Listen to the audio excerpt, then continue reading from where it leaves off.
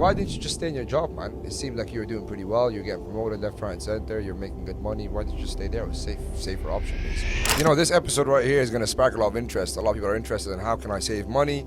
Am I spending too much in the wrong places? What do I do about the finances? And I want to take it back to pretty much the beginning of your journey because, again, this is not just to give people value in regards to how they can, take further steps, but it's also for people who are starting their journey off just as you did once upon a time, right? I have to think about what I can and can't share, but I was able to be into rooms of high corporates such as McDonald's, but also people that are in the millions, earning millions, are taxing the millions, but they're nobodies, they're not known. But you know what? The average person never thinks of that, bro. The average person is like, how much is in my savings account? They're not realizing that that savings account is nowhere near where it needs to be 10 years from now with inflation. How did you get introduced to these people? So I didn't just understand tax. I understood the IT side, understand the accounts payable, accounts receivable, understand all these different departments and saw how the whole process of a business completely works.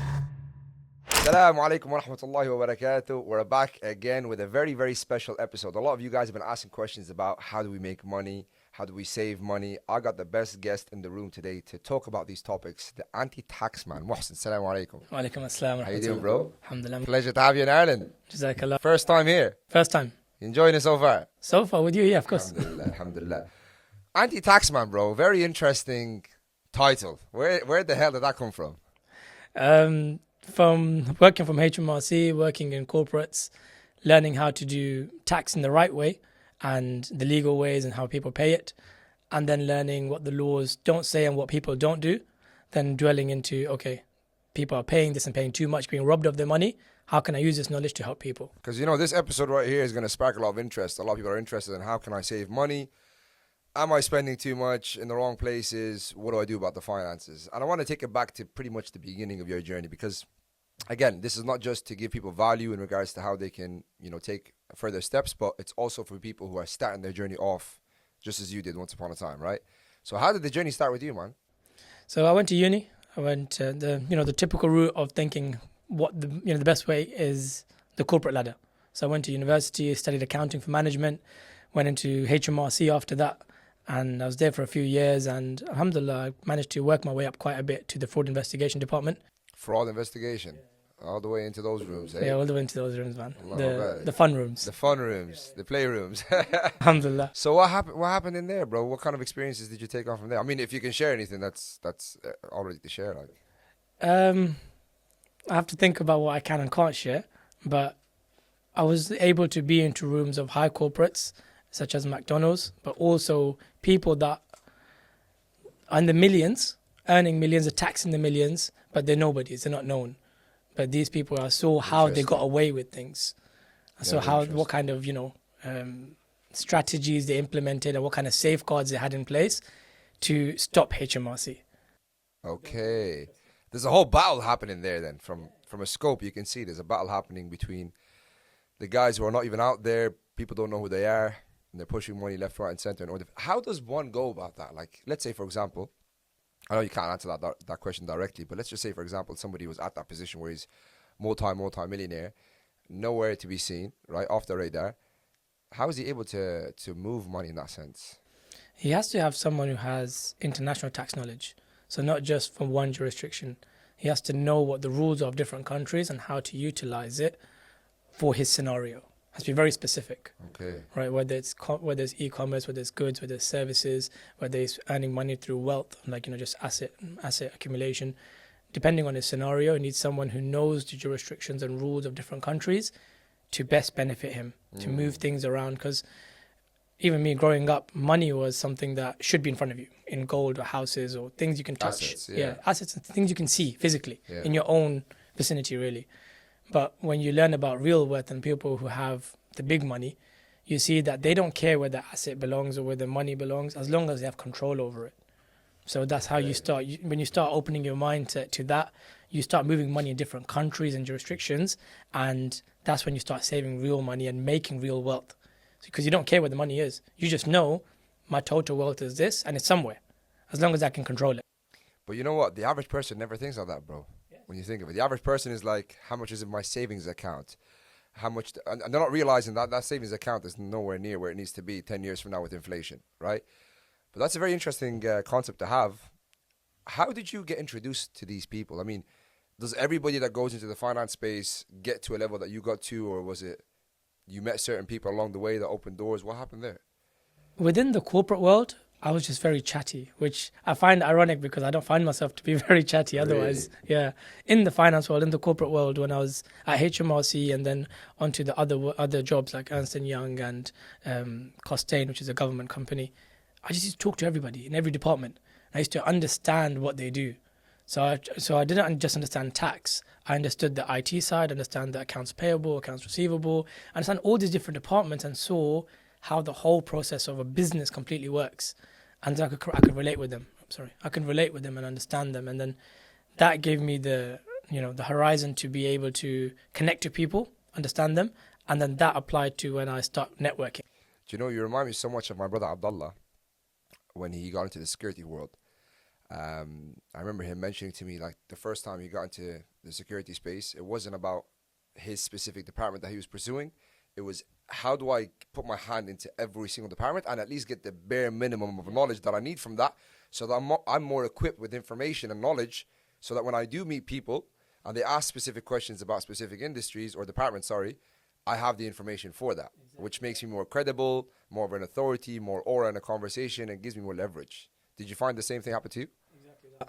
Because when I do talk to clients, it's not just tax. I understand the whole business. So because I need to go into the depths of their business and understand fully what they do top to bottom, even down to how they receive money from clients, right? So when I understood that from my history of not just working those, but just talking to them people, I know exactly what they're talking about. And I could relate to them. So, okay, I understand you do this and whatnot. They're like, oh, this guy fully understands my business, not just my tax needs. And that makes it easier for them to trust me and bring me on board for their taxes. You know what's very interesting here is I actually got a message on my my social media the other day, and people were asking me, you know, if I'm an introvert or an extrovert, what happens, this, that, the other, if I go into this specific industry. And I said, who labeled you, Habibi? Like, who told you that you're going to be an introvert forever or an extrovert forever, right? I think that human beings develop and they adapt based on their experiences of life.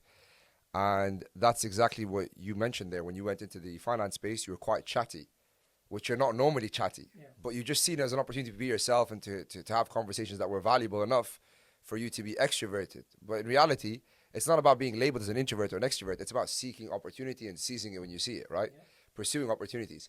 Tayyib, look, bro, for the person that is maybe in the same position that you were in, let's say 10 years, when did you finish studying?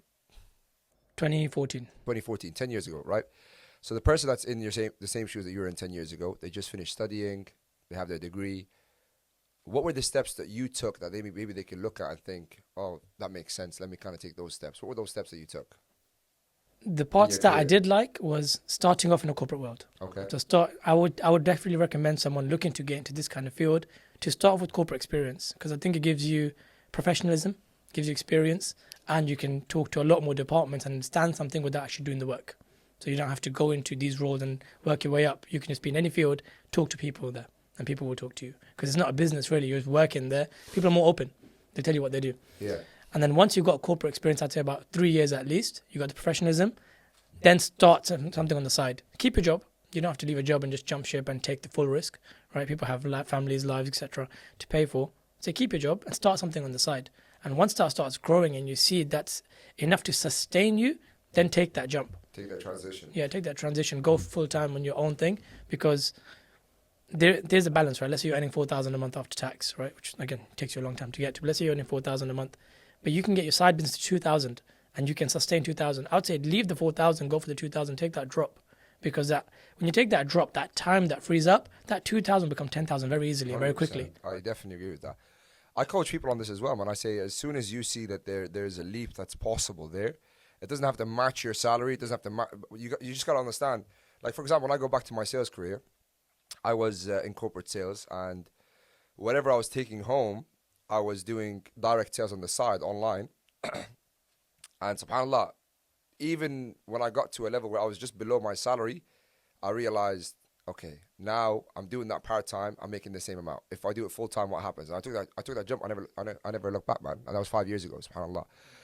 Bro, let me ask you in regards to the people that, are in a position where, because we're speaking about people that are studying that career or going into that career, but I want to flip the side to, right, the customer, basically, the person that's paying the tax. Who are the majority of the people that are paying the most tax? Is it business owners? Is it employees? Is it the average Joe? Give us some facts and figures here. I would say it's the average employee.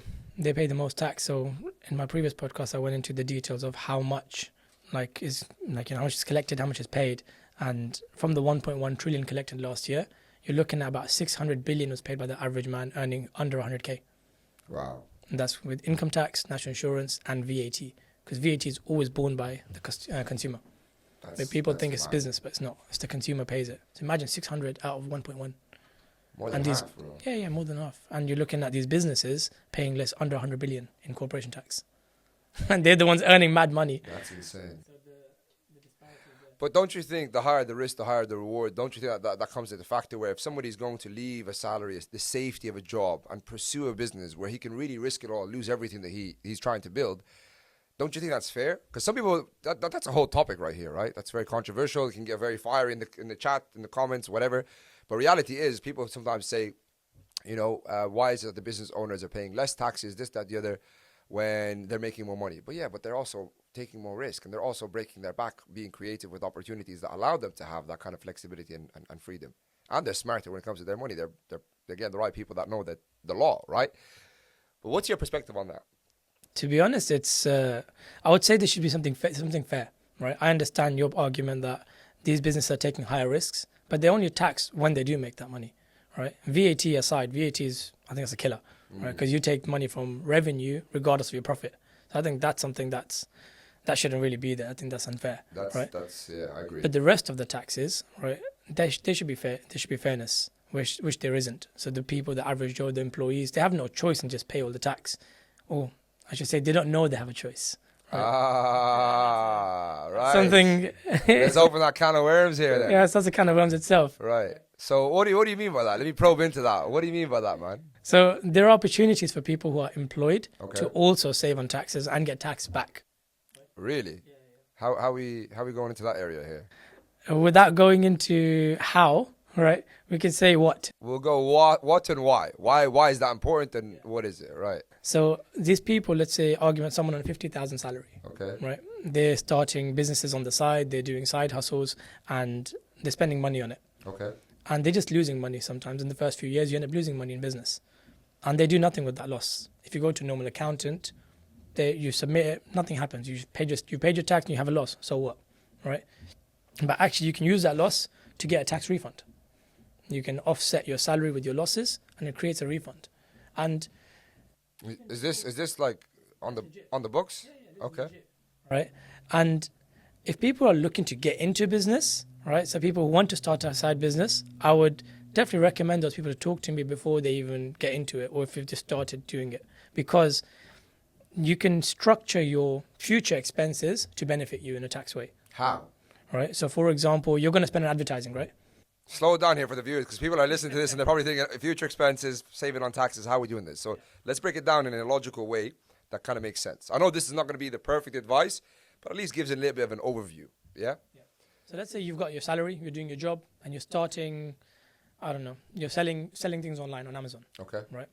And you know you're going to spend X amount over the next year.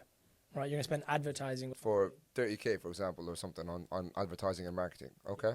Now, this is where you utilize networks as well, where you know somebody, right? And you know someone with business mindset and someone who's willing to help, right? And you're going to advertise. You're going to advertise 1,000 a month for the next 12 months. That's £12,000 of advertising. Depending where you are in the year, let's say you're in March. That's a perfect time.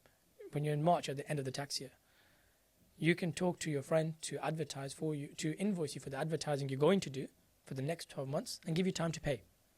Creating that invoice for you for something that will happen anyway. Okay. But because it happens. Is that halal? Yeah, why not? Okay. That's allowed. You're allowed to invoice upfront طيب. and give 12 months time to pay. But because you got that invoice, you got that commitment, you can use that to offset your losses, offset your taxes. Offset your taxes. Yeah. Okay. So it's about structuring. I think it's about thinking long term as well, man. I think if people have the mindset of what can I do during the year instead of what can I do during the month, that would allow them to see things in a way that saves them money, gives them more structure, flexibility, so on and so forth. Tayyib, this is really, really interesting, man.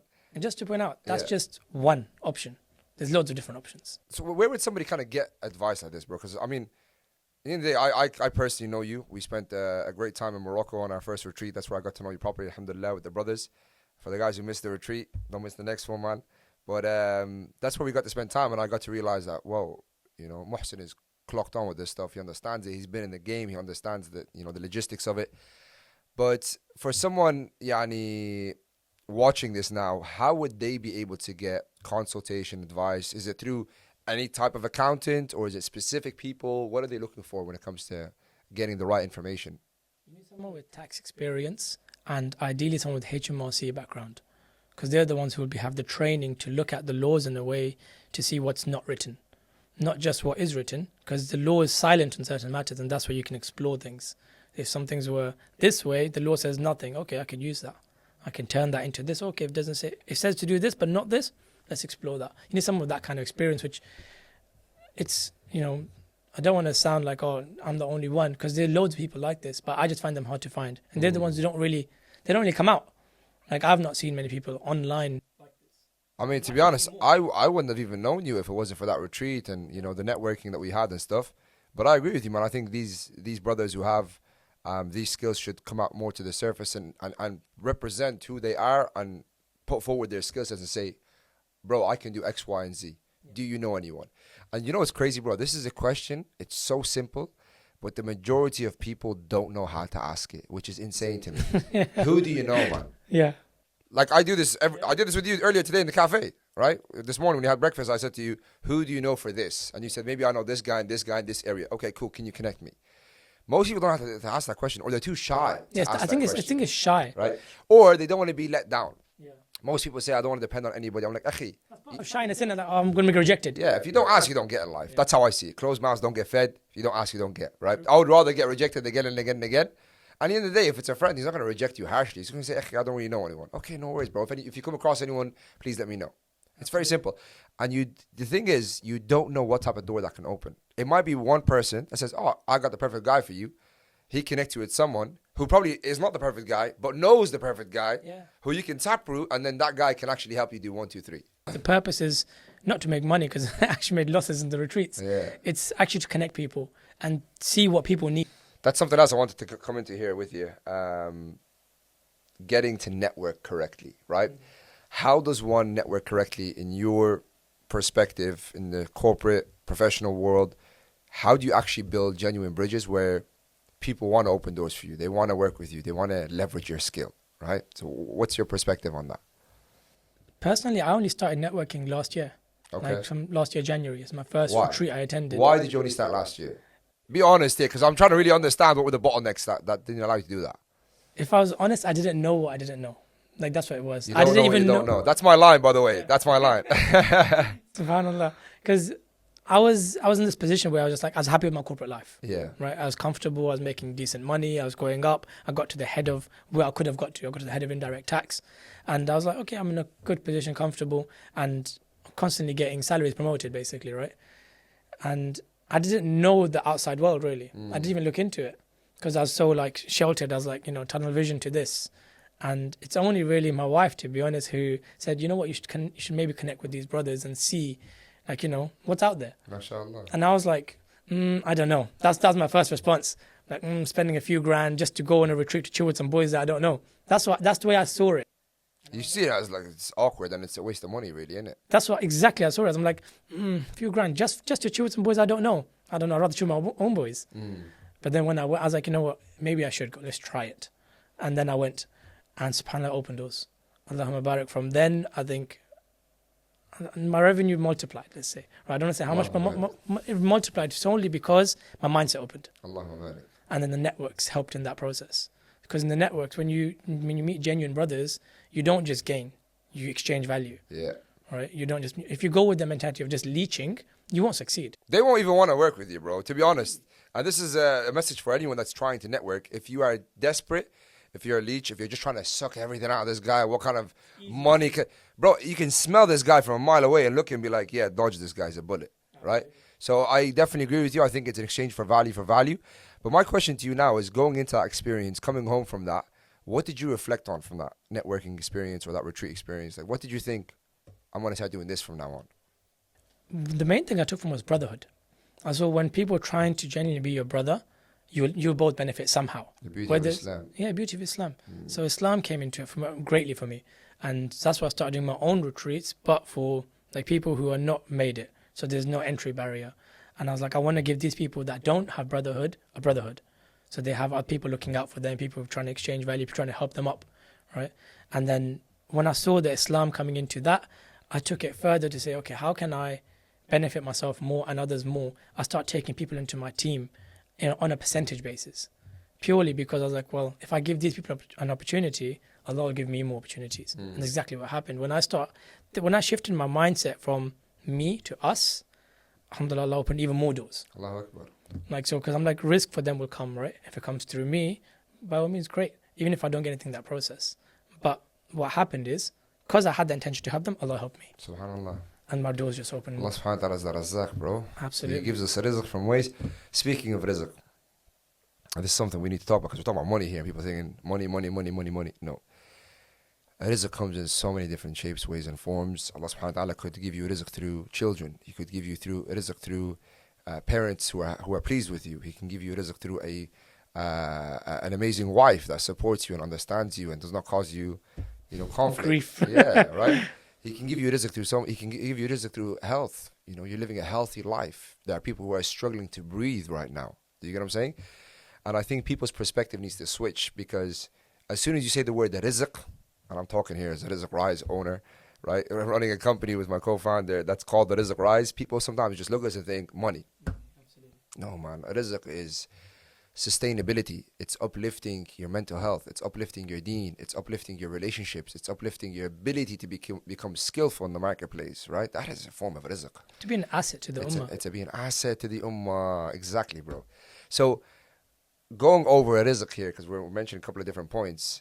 How did you see a change in your rizq after taking those steps where you were developing, the brotherhood, the network, doing some retreats, and ultimately getting more? I see that as you becoming more practicing. Am I correct? I would say so, yeah. How did you see the rizq increase in ways that possibly weren't there before? I would say more than anything, my mindset opened to so many different things, even being emotional. I think I talked about it before, and even with you. And We had the deep one in the yeah, retreat. proper about that one. proper deep That one. was a deep one, yeah. But so, honestly, I found Allah opened that door for me. Subhanallah. And I found that was blocked for a very long time because I was so focused on work and thinking about risk being money. Yeah. When I opened my mindset to helping others, Allah opened my mindset for emotional side, so I can help my family and people around me on a different level. And for me, that was the greatest risk I found, because that's something you can't buy. Subhanallah. That for Allah to open that mind, there's nothing you can do. If you're not willing to do something, it won't happen for you.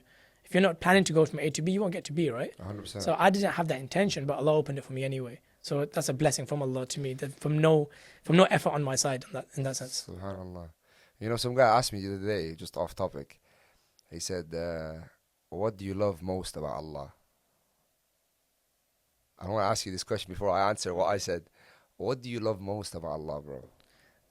The fact, and I'll tell you this, for me, the way Allah is, if I put it in an absolute big nutshell, Allah does everything for other people. He's constantly helping. Everything He does is for other people, because nothing increases or decreases Him.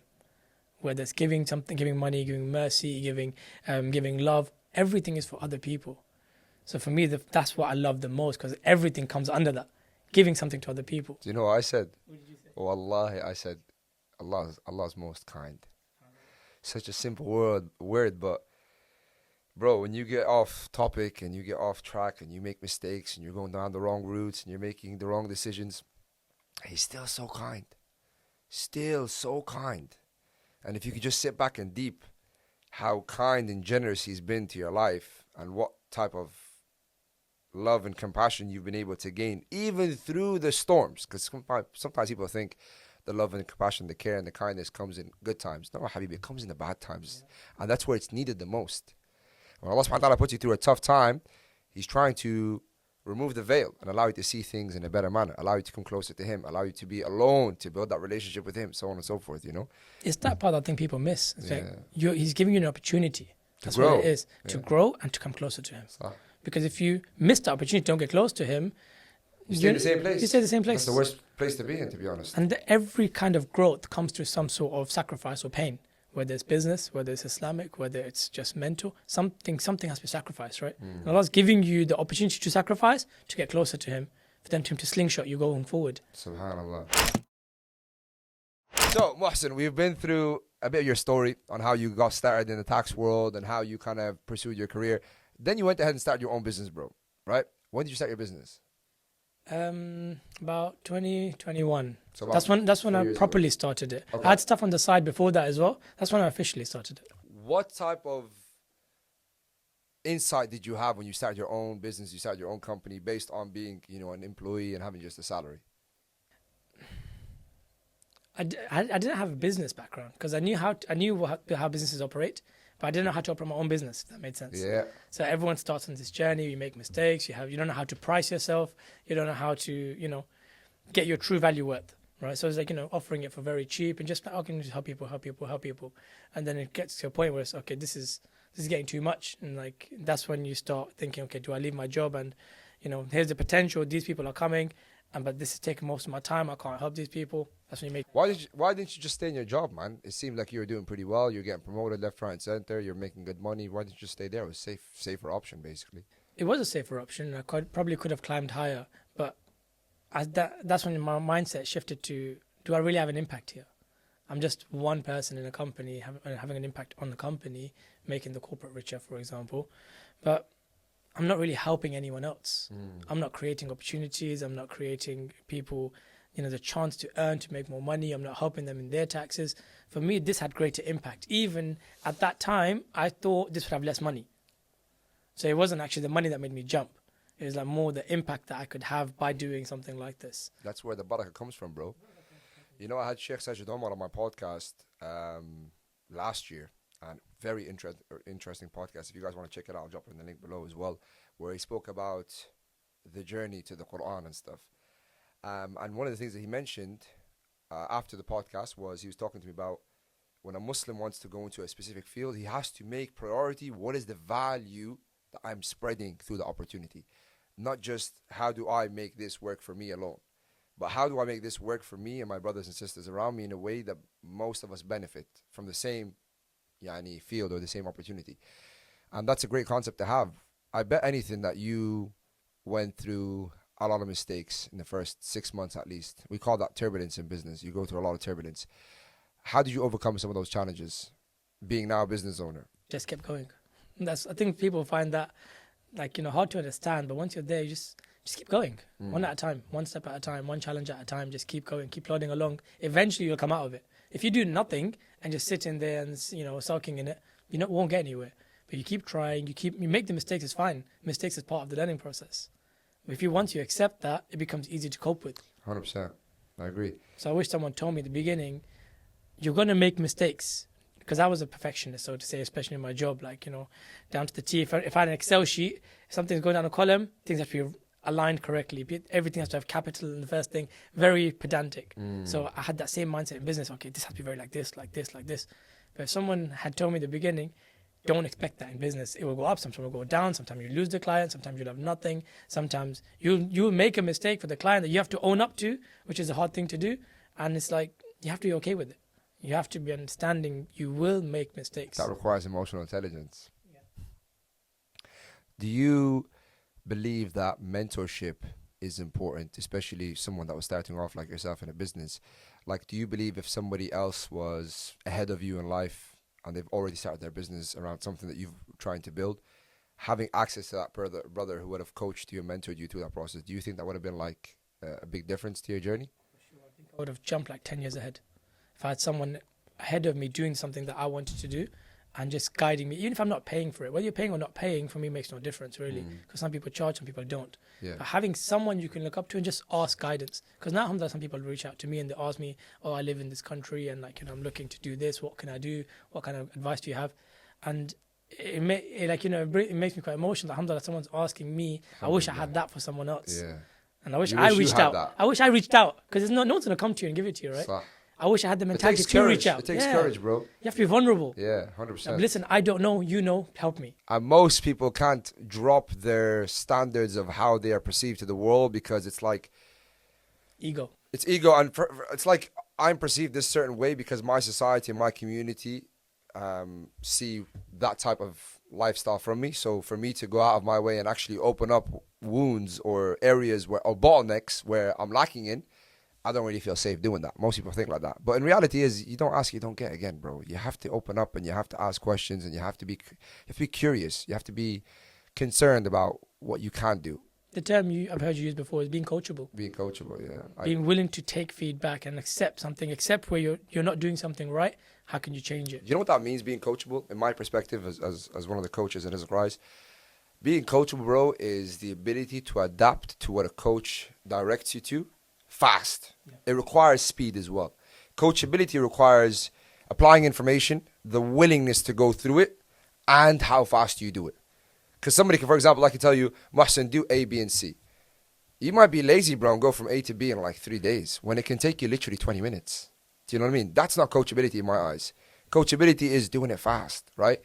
This issue with people coming in and wanting to learn the business and trying to be part of the business and just being extremely slow. And you know what? It frustrates you so much because especially when you get to a level where you know what you're doing and they're moving at such a slow pace and you know that they can move on a faster pace, it frustrates you because I'm like, bro, I know you can go from here to there in 20 minutes. Why are you taking 6 days? Yeah. Are you walking? What's going on? This is a recent example I had where two of my employees actually, and no employees, they work for me, they're my team. I like saying my team. I don't like saying they work for me because they're on percentage. Yeah. Right? So they're part of my team. For a few months, I had this problem where I'm like, you got all these tasks to do, and oftentimes, I forgot to do that. Oh, okay, that's still in process. Oh, that's taking 2 weeks. I'm like, what's going on? I could do both your jobs quicker than both of you put together and pay nothing for it, right? You've got an opportunity here. Why are you not taking it with both hands and saying to me, okay, I've done this, what's next? Do you know why? Can I tell you why? From my personal perspective anyways. Most people don't operate like that because, again, you've been through 10 years. Yeah. So you have the longevity of what the opportunity does and how it operates. They only see the ropes worth, yani just a small tiny bit, right? They see from here till tomorrow, till next week, max till 2 weeks. They don't see past that. So it's your opportunity as a leader to embody the vision within your team and to make them see it the same way you see it. And that is very hard, bro. That's something I had to learn through experiences. And the way I learned that was I was spending time with a lot of leaders. I was spending time with people like Sheikh Sajid Umar. I was spending time with Muhammad Hablous. I was spending time with some of the charity leaders in the UK. I got to see how they embodied leadership through their team. What type of language they used, what type of empathy they used, the emotional intelligence behind their conversations, when they spoke to their team, when they stayed away from certain things. So there was a lot of things that I was able to analyze just by seeing top leaders in their fields. And again, it's not just in the business world, in the da'wah world, in the charity world. I got to see from different angles, and those gave me perspectives that allowed me to embody into my team as well. So I think that's something that you can't really learn off just your own experience or even through one person. You have to expose yourself to different networks and different operations and different leadership for you to get to that level where you need to be in the room with those people and see how they deal with other people so you can learn that. Exactly. So when I started, you're right, because when I started doing that and started showing them the vision as well as putting things in place, I put an Excel sheet in place, right? It's to me, very simple, but quite complex. It's an Excel sheet that shows every single one of the tasks, and they put in the last action date, the next action date. And all I have to do now every day is open that sheet, and there's a formula in there which picks up today's date, right, and calculates against the next action, and it flags things up in colors. So if they're falling behind anything, it'll flag up straight away red. That's sick, bro.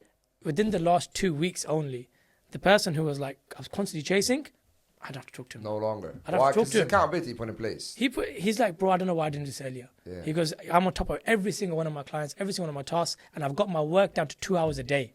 Do you know something else that people lack a lot on, and if they work on it, they'll change their life massively, is breaking down big project, big tasks. Break them down to like baby steps and then put them actionable within your calendar with time frames and deadlines, and you'll find that you can get things done fast, and you can actually probably beat your deadlines. I did that with my whole team. Yeah. So like I've segregated my teams into different aspects of revenue streams and put tiers in. So you do this part, this person will check over it, and then this person will jump on the calls with me. Does this part? I've segregated it out. I've kind of done it like how big businesses do it.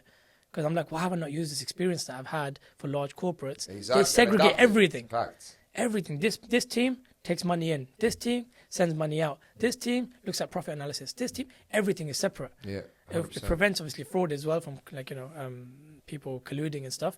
But I was like, I can take this model and apply the same thing in my business. 100%. And I did that, and now it's more streamlined. 100%. I've got people on percentage. You'll take a certain percentage of that.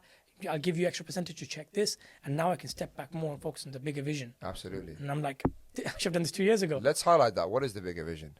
The bigger vision is to just help people have more of their money from the tax side. Yeah. Because I find people make money, then they lose half the money. Make money, lose half the money, right? Half being like, that's the average people pay, and businesses pay like half in tax.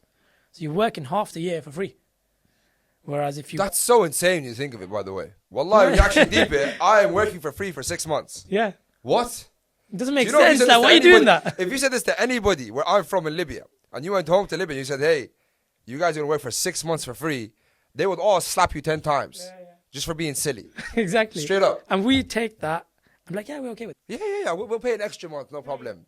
Astaghfirullah, bro. When you actually think of it, where does that money even go, bro? Because we're not seeing any developments realistically, right? When we see the NHS, for example, in the UK, I mean, my father-in-law went to the NHS the other day, bro. 8 hours. 8 hours he was waiting, and he wasn't even seen. He was told to go home. That's in Newcastle. It's less busy than London. Exactly. That's somewhere where you have no traffic. It's easy flow. 8 hours, not seen, go home. Yeah. Where's the money going? Is it going to fund the genocide that the whole world is against? We don't want to be a part of that. That's one of the reasons I do it. We want to get rid of that, and our government is funding it. Like, do you understand? It's insane when you think of it, bro. Yeah. That's one of the things that pushed me further as well. So having impact, I'm like, when I saw that where our money's being spent, like unofficially, I'm like, I can't be. Right. It doesn't feel right. I can't be here in HMRC helping them collect more money. Even just to see that happen, it just turns you off, bro. And you're like, nah, I can't. So I was like, no, I need to use this knowledge for the other side. So that's why the name came, the anti-tax man. There you go, man. If the tax man's looking for you, we got the anti-tax man. Don't worry. But listen, bro, I want to ask you a question here. You mentioned that you guys do, you're dealing with specific clientele. Is it just the business owners that you're talking to? Is it average people? What is the caliber of clientele that you have right now? So we have everything from small businesses to large businesses. We have working professionals earning maybe even £30,000 up to like £200,000. And then we have the high net worth individuals who are earning the millions or 100,000s per month. So you have all those different levels, and we have different members of the team dealing with. Give me an example of a great success in the eyes of saving tax for a company. Like, how did you deal with that? I just want to give the viewers an idea of like how you stepped into a project, what happened there, what was the outcome, because that's called proof of concept, right? So give us kind of an idea, or I don't know if you can share these things. Like, without obviously naming who it is. Okay, yeah, don't name who it is, but just give us an idea of what happened there and how did you save them taxes and stuff. So this person I actually met on Snapchat. Okay. And a lot of my business started on Snapchat. Really? Yeah, that's and it started in a ghost way. So a lot of people didn't know my name, they didn't know my face. So now they're kind of seeing the face. Okay. All right. And it happened for about 3 years or so. Did this, no face. And people give me their name, their passports, their national insurance numbers, everything. Right? And they don't even know my first name. Bro, that's how desperate people are. Subhanallah. They're like, you're giving the chance to get money back from the salary, from the tax that I've paid, and they've just stolen off me.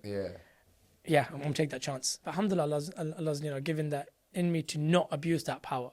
And it's from Allah, not from me. Alhamdulillah. That Allah's like, you're not going to abuse it. It's a man at the end of the day. Yeah. So that's how it started. This person came for that. And then we had a conversation about, I've got this other business going on. Where can you help me?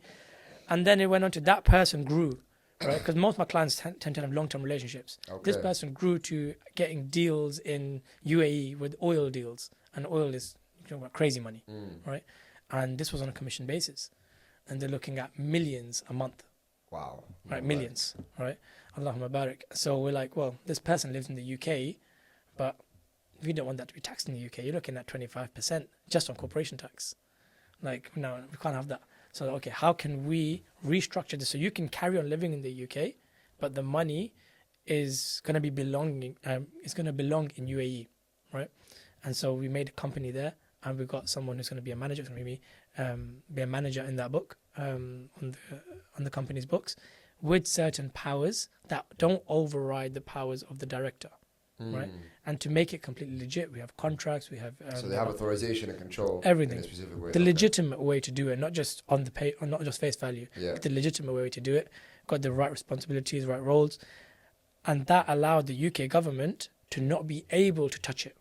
Okay. Right. So this person still lives in the UK, owns the company, and we're talking about savings of like 1.6 million a month.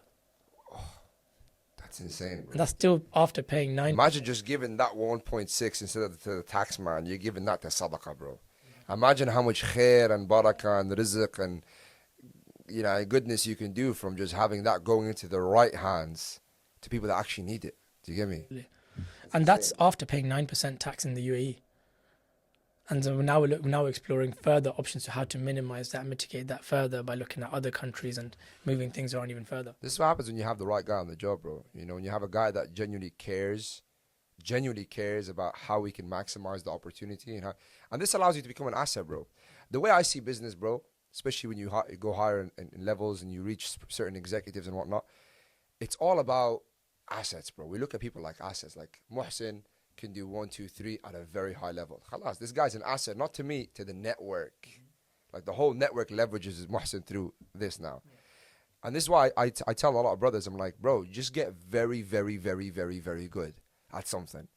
And just be one thing. Become excellent. Ahsan, bro. Become excellent at one thing. Maximize your efforts with that. And then become known for the value that you give through that. And you'll see how people come to you. When I got into sales, bro, the average person gets into sales, this, that, the other. They make some money, and they go into something else. But I see it as like, no, I'm going all the way with this thing. I want to become so good at selling where I get to a level where I can sell out arenas, and I sell out this and sell out that, and I can learn about marketing. And alhamdulillah, bro, it's because I've stuck on something long enough, the doors have just naturally opened. And it's not out of luck. People might think, oh, well, he got lucky. No, it's out of having tawakkul in something, allowing the barakah to come through that project, and becoming, again, having ihsan, becoming an asset in that element. And you know what, bro? We're lacking that in the ummah, bro. In the ummah, we need more guys that can take the whole run, that can reach the finishing line, that can run the marathon, that can actually get the job done. Because that guy who can do it again and again and again has now trust. And because you're in a space where you're around the Muslims, bro, sometimes Muslims pick a Muslim because he's a Muslim. Not because he's even good at the job. Because he's Muslim, he says, no, I'll let him work with me because I want to help another brother for the sake of Allah. So imagine we get to a level where we're actually competing and we're at extremely good levels in our careers or in our professions, then we can really help each other. Then we can really uplift each other. Do you get what I'm saying? You got someone making you money, someone saving you money, someone bringing in more money. Do you know what I mean? You got a massive team. Exactly. You're just creating a massive amount of wealth and opportunities for people through that wealth. 100%. And from that, charities. And from that, you're benefiting lives of families. You're benefiting the ummah as an asset now. Sah. It's not just, okay, how can I make more money for myself? Absolutely. I want to go into the next thing here real quick, bro, before we wrap up is, you're transitioning to move to the UAE soon, inshallah. I believe next couple of weeks, right? Next month. May Allah make it easy for you, tawfiq, inshallah. When you have hijrah for the sake of Allah, there's khair, inshallah. When you go to the UAE, bro, how did the opportunity even come up for you? Like, were you just thinking of, I want to get out of the UK? Was there a network that you established there? What happened? I've been wanting to do it for a long time. Okay. And it's always been in the back of my mind. But having the right network kind of pushed me towards it. So I went again in July just for some work. And whilst being there, I stayed with one of my close friends, Dr. Maz. And Dr. Maz. The Scottish dentist. So he introduced me to a lot of brothers in that time. And those brothers were very convincing as well as very helpful. They made the process very easy for me. One of them, I'm taking over his villa and buying his car of him. And he gave me his furniture to buy off him. And he just made that process so easy. It's like, you're looking to move, I'm looking to move here. Let me facilitate for you. And the guy made a loss in doing it. Subhanallah. He's like, here's my checks going out for the property. You just fulfill these. I don't need to make a penny off you. Furniture, I bought it for this. I've used it for a while. I'll bring it down to this value. He's very fair with it, right? And I was like, bro, jazakallah khair, I'm happy to do that. Selling the car, you know what, I'll buy that off you as well. And we had exchange of value in that sense. We built a relationship. Yeah. His name's Harris. I think he's in, you know him as well. He's Brother part of Harris. the group. Yeah, part of the group. of the group. So I was on Mubarak. I met these people and I was like, these brothers are making it very easy for me. And then I saw it back to Allah is making it easy for me. So why am I not going to do it? And so I always I'll tell people this is, look for opportunities, be aware. What's the intention of moving there, bro? The intention is to have a Muslim surrounding for me and my family. I don't want my kids growing up in an environment where they're far from Islam. I want to be able to know in my heart that I gave them the right tools and opportunities to be close to Allah. If they don't, it's on them. I mean, when you think of it, bro, why did your parents or their parents come to the UK? They were looking for better opportunities, safety for their children, better healthcare, better education. I mean, they had certain reasonings of why they're doing that. And they probably wanted to spread Islam and become examples of good Muslims in that country as well. But they're going there most likely for better opportunities, for them to grow, right? Considering where they came from. When you look at the UK for people like us, for example, and then you look at someone like the UAE or any Muslim country, Morocco, somewhere that's stable, safe, there's good opportunities, there's way to explore, there's way to expand, masajid, Islam, deen.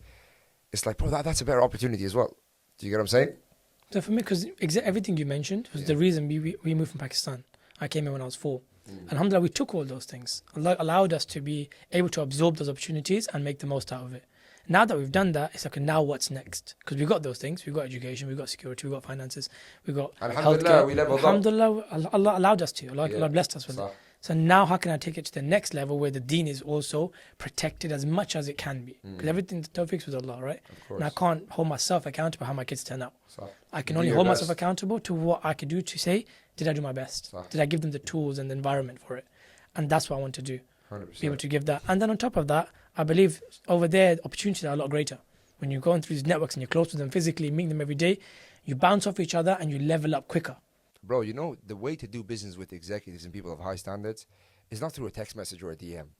Bro, you're going to sit down and get to know the person. A lot of people at that level don't make a decision based of business because of your product or your service. They actually make it based if they like you or not, man. If they like your character, if they like how honest you are, your integrity, your ability to become disciplined. Those things you can't read off a text message or an email. Those things you got to meet the person. You got to meet them, you got to chill with them, you got to go out with them. Yeah, you got to go retreats with them, 100%. Stay with them a few nights. So the real them comes out in the second day. The third day, you see, okay, what's this person like when he's tired in the morning? What's he like with other people? What's he like when he's like, has he got ihsan in him when he's helping other people? Absolutely. These things come out. Absolutely. Bro, I want to wrap this up with a final message, to possibly anybody, who's viewing this, who might be considering taking that route of becoming more financially educated, or possibly someone that's an employee who's earning a salary that wants to save on some taxes, or possibly someone that's an entrepreneur, a business person who wants to also save on some taxes. How can they connect with you? What are some steps they can take so they can, move to the next level, inshallah? I'm quite open to people contacting me. Like if people contact me on Instagram, it's me responding. I don't let my team take over that. I want people to be able to contact me and reach me and get that genuine response. 100%. So it's not just, my team will deal with you. I'll see what your situation is, and do you need guidance? If you need guidance, I'll give it. If you want to become a customer, so to say, then I'll put you into the team. They'll make a group chat. We'll talk together, see what you need, make a plan. Then my team goes and executes. 100%. This is all pretty much custom based, right? Everyone's specific to their situation, their scenario. Amazing, bro. So just reach out to me. Instagram's the easiest way. Just DM me and I'll get back to you and we'll take it from there. Beautiful, man. Bro, I really appreciate having you here. May Allah give you tawfiq in your new move to the UAE. I'll see you out there myself soon, inshallah. But that being said, for everyone viewing at home, hope you guys took value from this podcast. I'm going to leave Mohsin's socials and any way to contact him down below, inshallah. And we'll see you guys in the next one. Assalamu alaikum wa rahmatullahi wa barakatuh.